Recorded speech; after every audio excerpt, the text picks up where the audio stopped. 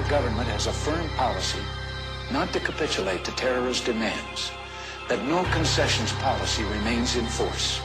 In spite of the wildly speculative and false stories about arms for hostages and alleged ransom payments, we did not, repeat, did not trade weapons or anything else for hostages. Nor will we. The ballad of the bullet, some freedom or some bullshit. Will we ever do it big or just keep settling for little shit? We brag on having bread, but none of us are bakers. We all talk having greens, but none of us own acres. If none of us own acres and none of us grow wheat, then who will feed our people when our people need to eat? So it seems our people starve from lack of understanding, cause all we seem to give them is some ballin' and some dancing and some talking about our car and imaginary mansions. We should be indicted for bullshit we inciting, telling children deaf and pretending it's exciting. We are advertisements for agony and pain. We exploit the youth, we tell them to join the gang. We tell them dope stories, introduce them to the game. Just like Oliver North introduced us to cocaine in the 80s when them bricks came on military plane.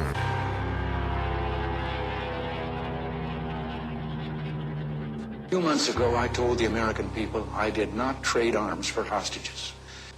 My heart and my best intentions still tell me that's true, but the facts and the evidence tell me it is not. The end of the Reagan era, I'm like Lemma 12, old enough to understand the shit had changed forever. They declared the war on drugs, like a war on terror, but what it really did was let the police terrorize whoever. But mostly black boys, but they would call us niggas, and lay us on our belly while they fingers on their triggers. They boots was on our head, they dogs was on our crotches, and they would beat us up if we had diamonds on our watches. And they would take our drugs and monies as they pick our pockets. I guess that's the privilege of policing for some profit. But thanks to Reaganomics, prison turned to profits, cause free labor's the cornerstone of U.S. economics. Cause slavery was abolished unless you are in prison. You think I ambush it and then read the 13th Amendment. Involuntary servitude and slavery it prohibits. That's why they giving drug offenders time in double digits. Ronald Reagan was an actor, not at all a factor, just an employee of the country's real masters. Just like the Bushes, Clinton and Obama, just another talking head telling lies on teleprompters. If you don't believe the theory,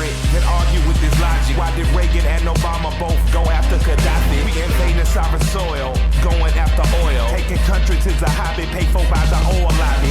Same as in Iraq and Afghanistan. And Ahmadinejad say they coming for Iran. They only love the rich and how they load the poor. If I say any more, they might be at my door. Who the fuck is that staring in my window, doing that surveillance on Mr. Michael Render? I'm dropping off the grid before they pump the lead. I leave you with 4 words, I'm glad Reagan dead.